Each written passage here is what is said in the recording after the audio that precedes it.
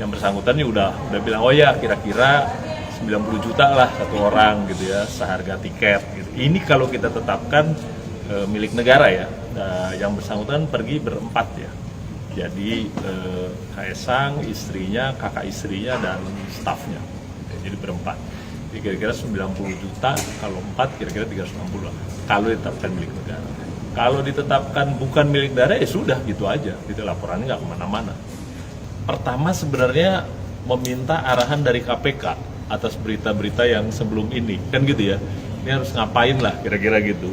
Nah untuk itu kami dari KPK pasti mengapresiasi lah, ini warga negara datang gitu atas berita yang menimpa dirinya gitu ya, terlepas dari dia PN atau nggak PN itu cerita yang lain lah, tapi dia datang minta arahan gitu ya.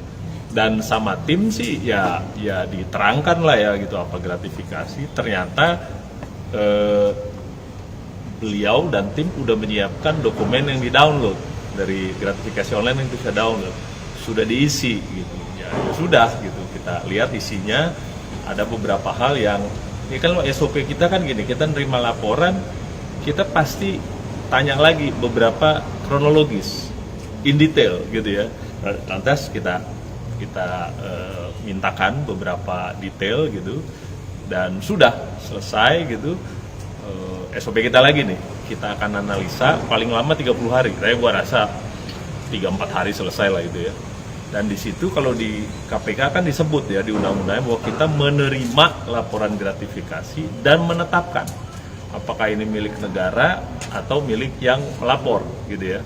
Jadi ini lagi proses, lagi jalan.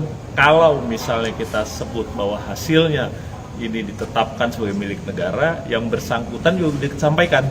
Ini kalau kita tetapkan milik negara nih, ini kan fasilitas ya, jadi harus dikonversi jadi uang.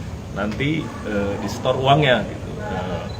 Yang bersangkutan ya udah bilang, oh ya kira-kira 90 juta lah satu orang gitu ya, seharga tiket gitu. Ini kalau kita tetapkan milik negara ya. Yang bersangkutan pergi berempat ya. Jadi Kaisang, istrinya, kakak istrinya, dan stafnya. Jadi berempat. Jadi kira-kira 90 juta, kalau 4 kira-kira 360 lah. Kalau ditetapkan milik negara.